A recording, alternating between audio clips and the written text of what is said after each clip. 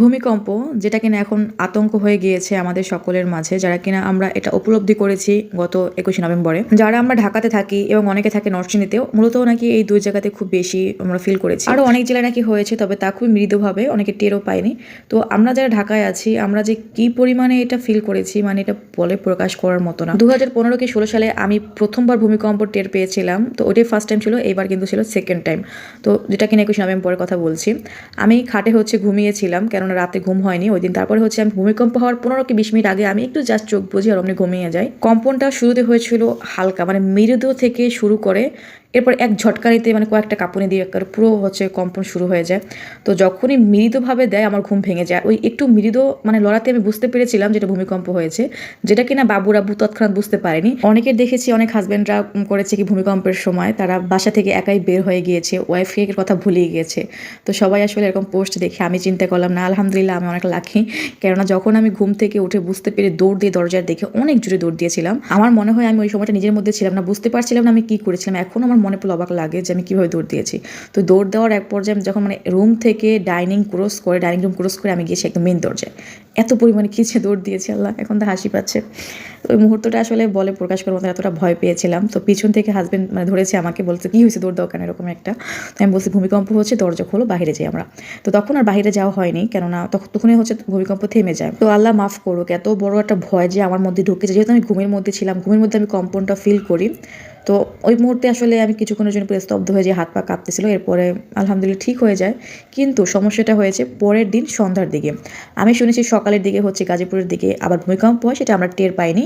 পরের দিন, আমি শনিবারের কথা বলতেছি, কিন্তু শনিবার দিনকার সন্ধ্যার দিকে আমি বাসায় একা ছিলাম, হাজব্যান্ড ছিল বাহিরে। ওই সময় আমি খাটে বসা থাকা অবস্থায় আবারও কিনা ফিল করি যে খাটটা নড়তেছে এবং আমার যে জানার যে থাই সহ নড়ছিল। পরে নিউজ দেখি কিছুক্ষণ পরে যে হ্যাঁ আসলে ভূমিকম্প হয়েছিল 3.7 মাত্রায় মনে হয়, তবে সেটা ফিল করেছি আমরা ঢাকায় যারা ছিলাম। তো ওইটার পরে আমি প্রচুর ভয় পেতে থাকি, তখন আমি আর থাকতে পারছিলাম না বাসায়। তো এরপরে আমি চলে যাই আম্মুর বাসায়, কারণ আম্মুর বাসাটা খোলামেলা, বাসা থেকে 2 কদমের বাইরে চলে যাওয়া যায়। আমার বাসা তো সিঁড়ি দিয়ে নামতে নামতেই অবস্থা খারাপ, সেটা বুঝতেই পারছেন কি বলতে চাচ্ছি। আর আমার পাশে আবার 9তলা বিল্ডিং, 12তলা বিল্ডিং, 6তলা বিল্ডিং, মানে আমার চারিপাশে। আমি যে দৌড় দিয়ে ক্রস করে যাবো তাতে অনেকটা সময় না হলে তো কমসে কম 2-3 মিনিট লাগেই।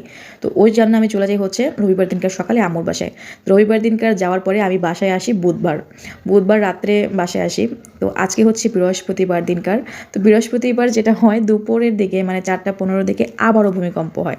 আমি যে মাঝের সময়টা আম্মুর বাসায় ছিলাম, কোনো রকমের ভূমিকম্প আমি মানে উপলব্ধি করিনি বা হয়নি, নিউজও দেখিনি। যেই আমি বাসায় আসলাম এতদিন, মানে 3-4 দিন পরে, অমনি বাসায় আসার পরে আবার দুপুরবেলা ভূমিকম্প। তো আজকে বৃহস্পতিবার রাতে আমি ভিডিওটা করছি। আগামীকাল শুক্রবার, কালকে ইনশাল্লাহ আম্মুর বাসায় আবার চলে যাব। কেননা আমি যতটুকু আম্মুর বাসায় থেকে সাহস গুজিয়ে আবার আমি বাসায় ফিরেছিলাম যে না, এবার হয়তো সব কিছু নর্মাল হয়ে গিয়েছে। তো এখন আবার আমার মধ্যে একটা আতঙ্ক কাজ করছে। আমি ওই যে ঘুমের ঘরে যে শখটা খেয়েছি, আমি ওইটাই কোনোভাবে দূর করতে পারতেছি না। জন্ম যেহেতু হয়েছে, মৃত্যু তো আমাদের একদিন বরণ করতেই হবে। এটা যেহেতু আমরা মুসলিম, তাই আমরা এগুলো মানি যে আমাদের মৃত্যু হবে, এটা নিশ্চিত, এবং আখিরাত আছে, পরকাল রয়েছে, এগুলো আসলে খুবই নর্মাল বিষয়। কিন্তু যদি আমরা বুঝতে পারি আগাম আমাদের একটা বিপদ আছে, বিপদ হঠাৎ করে হয়ে গেলে তখন আমাদের চিন্তা হয় না। বাট যদি আমরা বুঝতে পারি যে এটা হতে পারে, যেমন এখন নিউজ দেখা যায় 8 মাত্রা 9 মাত্রায় ভূমিকম্প হবে, ঢাকার শহর এই হয়ে যাবে, কত রকমের নিউজ মানুষ আতঙ্ক ছড়ানোর জন্য করে থাকে।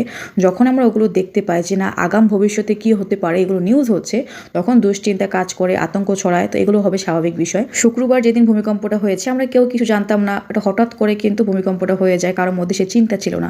ভূমিকম্প হওয়ার পরে যে পরিমাণে নিউজগুলো আসতেছে, ফেসবুকে যে পরিমাণে গুজব ছড়ানো হচ্ছে, একজন বিজ্ঞানী আছে যিনি কিনা খুব পপুলার হয়ে গিয়েছে ভূমিকম্পের নিউজের মাধ্যমে।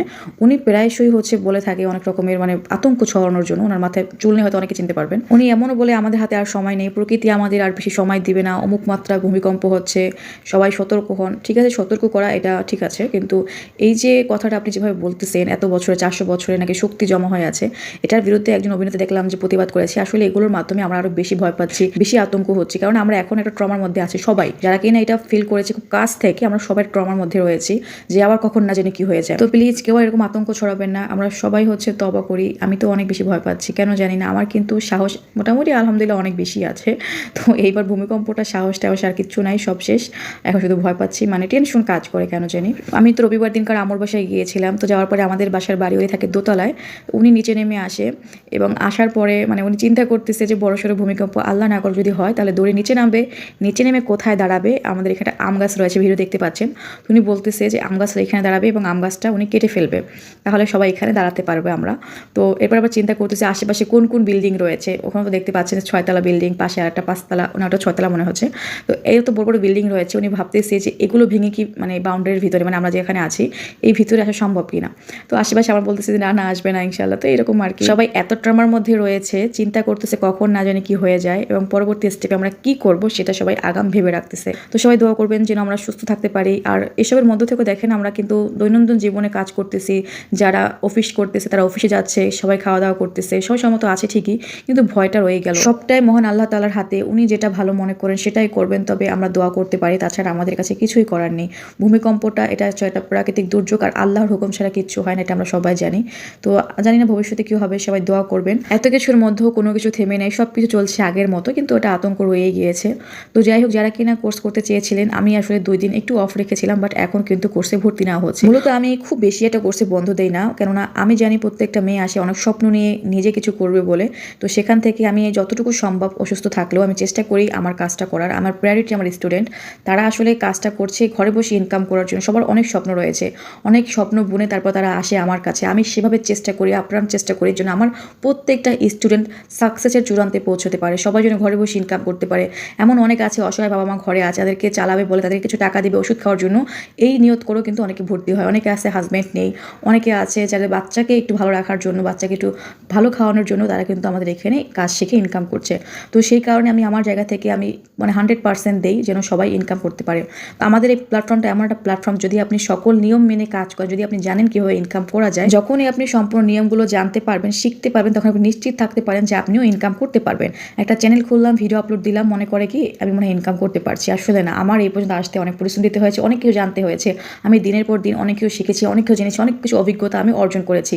আমি কিন্তু হুট করে আপনাদের কাজ শেখাচ্ছি না, আমার দীর্ঘ দিনের গত 4 বছর এক্সপিরিয়েন্স, কীভাবে কাজ করলে আপনারা খুব দ্রুত সফলতা অর্জন করতে পারবেন, এগুলোই কিন্তু আমরা আমাদের কোর্সে শিখিয়ে থাকি। আপনি যদি নিজ থেকে কাজ করতে যান, আপনার 2 বছর লেগে যাবে নিজের অভিজ্ঞতা অর্জন করতে করতে। সেখানে যদি আপনি কোর্স নিয়ে ভালো মতো কাজটা শিখে কাজ করতে পারেন, 2 মাসের মধ্যে কিন্তু আপনি ইনকাম করতে পারছেন। কপি কন্টেন্ট নিয়ে কাজ করলে মানে অন্য ভিডিও নিয়ে, তাহলে খুব দ্রুত কিন্তু আর্নিং করা যায় ইউটিউব থেকে। যারা ক্যামেরার সামনে না এসে ভয়েস না দিয়ে ইনকাম করতে চান, কীভাবে করবেন সেই কাজগুলো আমরা শিখিয়ে দিই আমাদের কোর্সে। এবং যারা আছেন নিজে ভিডিও বানাতে পারছেন, ছোটো বাচ্চা রয়েছে বিভিন্ন সমস্যার কারণে, তারা চাইলে অন্য ভিডিওর মধ্যে ইনকাম করতে পারবে। এই সমস্ত কাজগুলো আমরা আমাদের কোর্সে শিখিয়ে থাকি। যারা কিনা কোর্স করতে যাচ্ছেন, ঘরে বসে ইনকাম করতে যাচ্ছেন, উপরে আমাদের যোগাযোগ করবে, এটা ইমো এবং হোয়াটসঅ্যাপ রয়েছে। তো সবাই আমার জন্য দোয়া করবেন এবং ভালো থাকবেন। আল্লাহ হাফেজ।